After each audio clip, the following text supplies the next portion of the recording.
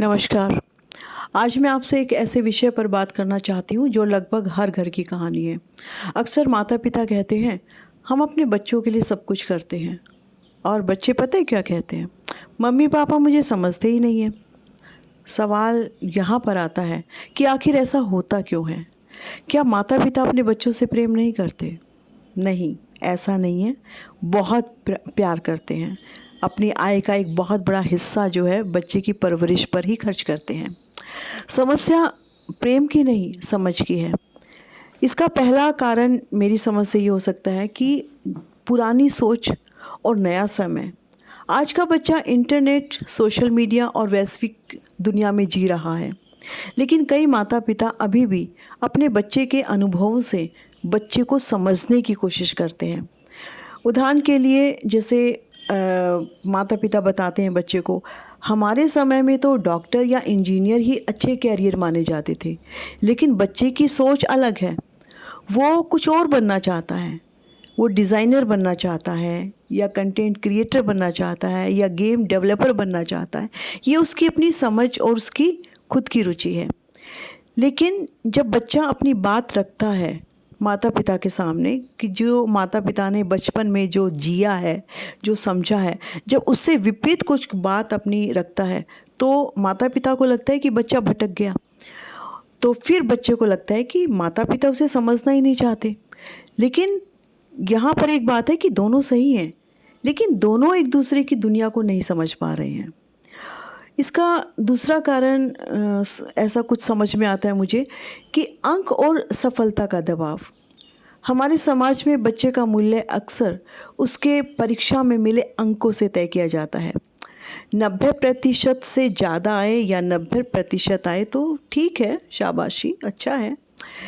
70% तक आए तो उससे कहा जाता है कि यार कम से कम 80 और 90 के बीच में आने चाहिए थे।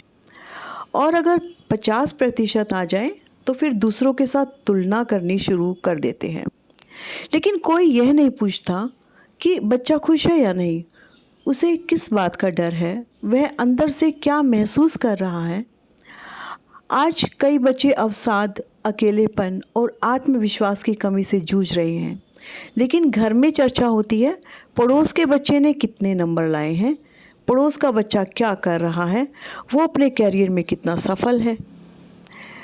इसके अलावा एक और कारण है कि माता-पिता का अपना तनाव।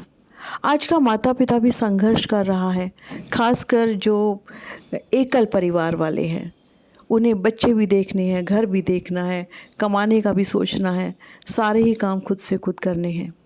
उनके ऊपर नौकरी का दबाव है, आर्थिक समस्याएँ हैं, भविष्य की चिंता है। ऐसे में कई बार वे बच्चों की भावनाओं को सुनने की बजाय केवल उनका व्यवहार देखते हैं कि तुम बहुत चिड़चिड़े हो गए हो, मोबाइल ज़्यादा चला रहे हो, क्या करते हो अकेले बैठे रहते हो, और तुरंत एक फ़ैसला सुना दिया जाता है कि ये तो अपने मन की करने लग गया, अब ये बहुत बिगड़ गया है। जबकि हो सकता है कि वह किसी भावनात्मक परेशानी से गुज़र रहा हो, ऐसा नहीं सोचते। इसका एक और अन्य कारण ये भी है कि संवाद की कमी, कि आपस में बातचीत ही नहीं होती। आजकल घरों में सुविधाएं तो बहुत बढ़ रही हैं, लेकिन बातचीत बहुत कम हो गई है। एक कमरे में पिता अपने किसी कार्य में व्यस्त हैं, तो दूसरे कमरे में माँ अपने किसी कार्य में व्यस्त हैं, और बच्चा जो है फ़ोन में व्यस्त है। वो फ़ोन में अपने बहुत सारे प्रश्नों के उत्तर भी ढूँढना चाहता है, अपने मन की खुशी ढूँढना चाहता है। पूरा परिवार साथ है, लेकिन जुड़ा हुआ नहीं है। जब आपस में बातचीत ही नहीं होगी, तो एक दूसरे का मनोविज्ञान जो है समझ में आ ही नहीं सकता। समाज का एक और उदाहरण मैं आपके सामने रखती हूँ कि हम सभी ने ऐसे परिवार देखे हैं जहाँ बच्चा बार-बार कुछ कहना चाहता है, लेकिन उसे जवाब मिलता है, अभी नहीं, बाद में बात करेंगे। धीरे-धीरे क्या होता है, धीरे-धीरे बच्चा जो है अपनी बात को बोलना बंद कर देता है, और फिर एक दिन माता-पिता कहते हैं, पता नहीं हमारा बच्चा इतना बदल कैसे गया। असल में बच्चा एक दिन में नहीं बदलता, वह धीरे-धीरे चुप हो जाता है, धीरे-धीरे अपनी रुचियों को बदलता है, धीरे-धीरे अपने कार्यों को दूसरी ओर उनका रुख मोड़ देता है। लेकिन उसकी चुप्पी को कोई सुन नहीं पाता। अब समस्या है तो इसका समाधान क्या है? बच्चों को समझने के लिए माता पिता को कोई ऐसा नहीं है कि मनोविज्ञान पढ़ना है या बहुत ही बड़ा विशेषज्ञ बनने की आवश्यकता है। उन्हें केवल 3 काम करने हैं और वो 3 काम क्या है? सबसे पहला है सुनना। हर समस्या का समाधान देना ज़रूरी नहीं है, कई बार सुन लेना ही काफ़ी होता है। इसके अलावा एक दूसरा जो सबसे महत्वपूर्ण है, तुलना बंद करना। हर बच्चा अपने आप में एक अलग होता है। अपने बच्चे की तुलना कभी किसी से नहीं करनी चाहिए। तीसरा है समय देना, ये भी बहुत ज़रूरी है।